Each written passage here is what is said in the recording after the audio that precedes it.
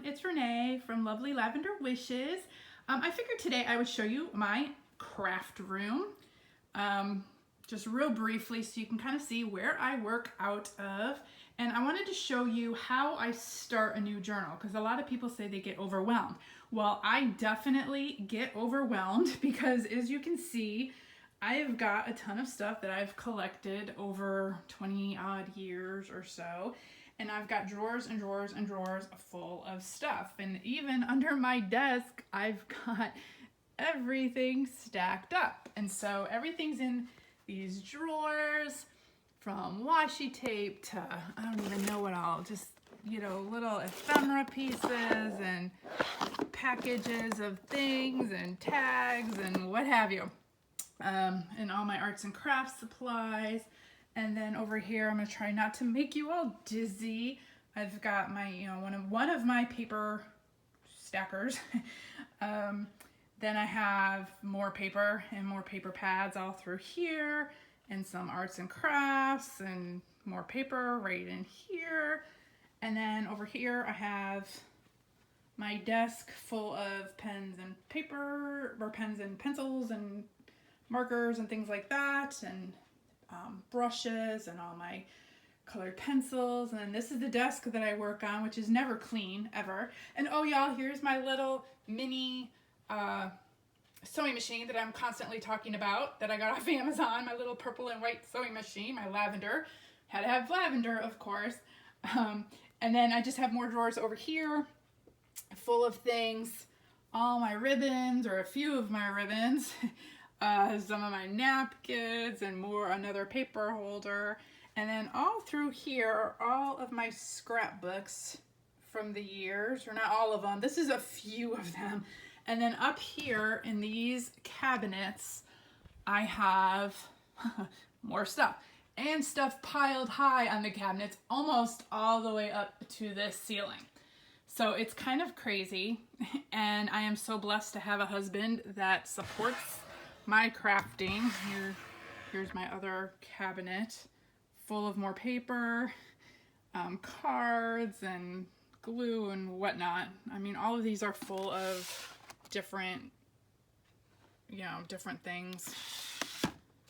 Glitter glue and pearls and glitter and packages and what have you. So these cabinets close, and I'll back up so you can see. Let me see. So here's another side of the cabinets full of more stuff. And then the bottom cabinet full of more stuff. Look at all these coloring books I have, y'all. But I do color in them, and I do pull out pages for journals and things like that. But this is just, I'll back over here. Sorry, y'all. Don't want to make you dizzy. So that's the cabinet way back there. Full of stuff, and then stacked to the ceiling. And this, y'all, is my little hanger thing. I hang it from the light in my craft room to hold on to my phone right there, and that's how I film. Very low tech, y'all. But anyways, okay, so I wanted to show you kind of what I do before I start a journal, because as you saw, my room is full and it can get very overwhelming. And when I start creating a journal, I can actually get sidetracked, and I could be like, oh, rabbit, squirrel, what, and finding different things.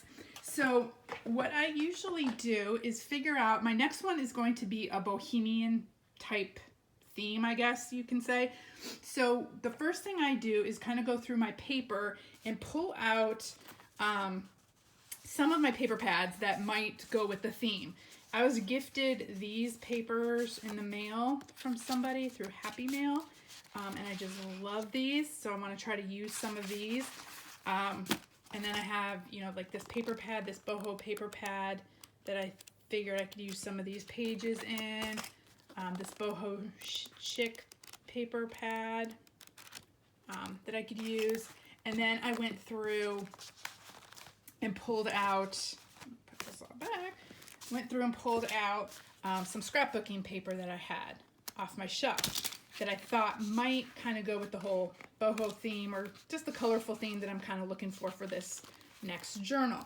And then I had these little paper kits from various, past things that I thought I can cut out. They have little, let's see if I can get it out, y'all, and film at the same time. It's difficult. They have little gems on the pages throughout this, and I figure I can cut some of these out and use as tags and what have you. And then I had this little kit that I've used, and it's got some chipboard and it's got like some boho style type paper. I figured I could use that. And then I had this from Bo Bunny that I never even opened yet, and I can use some of these depending on like my color scheme or whatever. But at least this limits me to this paper, so then I'm not just hopping around everywhere and jumping around. And this also helps me keep my journals kind of cohesive, because then I'm only limited to what I have here, really. I mean, I can get up and find some stuff, but this kind of helps me stick to at least a theme or a little bit, so I'm not running around and going from drawer to drawer to drawer. And then another thing I'll do is I'll print out maybe some images I had in some folders on the computer that I may or may not use, or maybe some ideas I'll print out. So I'll just put those here, and then who knows if they'll end up in the journal or not, but I have them right here. And then what I'll do is I'll go through like my lace and my fabric and my beads. Here's some beads that I figured I can maybe use in this journal. And again, I may or may not use them, but I went through some of my little embellishments and picked out a couple things, and actually these are called Royal Boheme, so it kind of would fit with the theme, but we'll see if I put them in. And then I had this beaded trim that I thought might work, and then these little tassels that actually match this lace really well, and the colors in the paper. And then again, go through, find some lace, some ribbons that I think would go. I've got to have my cheesecloth, of course. Whoop, here's some more lace. And then I go through my fabric and try to pick out some different color schemes or things that I think would go with the whole theme that I'm trying to go with, and then just put them here. I've got a variety here. I've got some yarn that might work, some threads over here that might work. Then I've got my sari silk that I figured may or may not work, and then some string and some little pom-pom trim and some bling. Gotta have some bling. We'll see if it gets in there or not. And some more little ribbons and whatnot that I found, and then some clips and some little embellishments or like metal little metal hanging things that I might put in. And then here's some more fabric that I had that I thought would go really well with the paper. And then here's some plain fabric, and then some other ones. And then of course some blingy fabric, and just things that might go. This does not mean that it's all going to go in the journal, but it helps narrow it down, so I'm not going through all those drawers up there of fabric, or all these up there of fabric, and all my bins underneath the table. So this kind of helps me stay on track. And then of course I pull out my tags. I have these tags and these tags. I love putting tags on things, so I'll probably do something with one of those. And then I took out some washi tape. Of course, I've got drawers of washi tape, so I want to kind of limit myself. So I just pulled out some ones that I thought may work. And of course, I could always go and get something if, I'm looking for a certain something and it's just not here. But at least this kind of centers me a little bit. And then I have some little embellishments. I might use something like this, or, something with these little brads. I had these in a drawer that might work. Here's another Bo Bunny set. Of course, didn't even open it, and I thought the colors might work with that. And then these I got from the dollar store. A lot of you have been mentioning you've been picking up some of this stuff from the dollar store. They've got some great stuff. But some die cuts that I might use, may or may not use. But again, this kind of helps me. So if you all can see, I'll pan out a little. So this is kind of my, I guess, my palette, what I'm going to be working with. And I figure I'm going to do some file folder type journals next in this theme.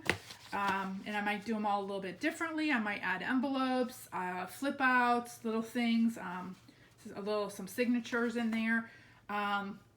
But this is probably generally what I'll be working with. And then that way it helps me, like I said, keep my journals at least cohesive a little bit. And it also helps me keep working on a steady pace, because otherwise, as you saw in the room, I could be sitting in here for days trying to figure out what I'm going to do or what I'm going to put in. And then it can get really haphazard and really hodgepodgey because I could be flitting from thing to thing to thing. So anyways, I hope this helped.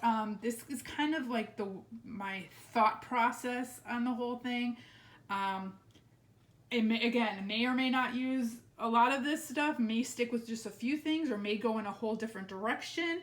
And then, put a lot of it back, or who knows. But this is kind of how I start my journals, so it kind of keeps me on a focus. But anyways, hope you all enjoyed it. Hope that helps you, especially the ones who were asking me some questions about how do you, get started, because sometimes it is overwhelming. This is how I get started. I limit myself, and I try to work with what I have here, so then I'm not searching through my whole room. But anyways, thank you all for joining me today. Hope you have a blessed day, and I will see you next time. Bye-bye.